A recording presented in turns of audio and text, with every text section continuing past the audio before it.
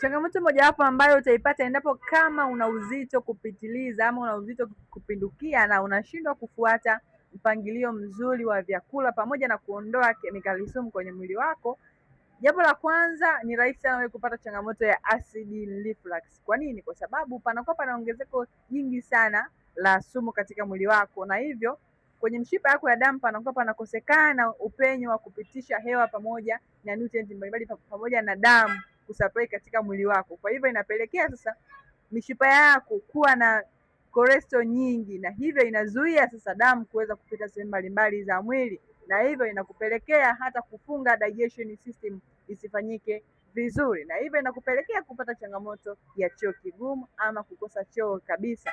Endapo kama una uzito mkubwa na unatamani kuweza kupata suluhisho la moja kwa moja la changamoto yako, aidha kupunguza uzito ama kupata suluhisho la acid reflux, tupigie simu sasa tukusaidie kupa mpangilio wa vyakula, virutubisho sahihi ambavyo vitakusaidia wewe kuweza kupunguza uzito wako bila maumivu yoyote.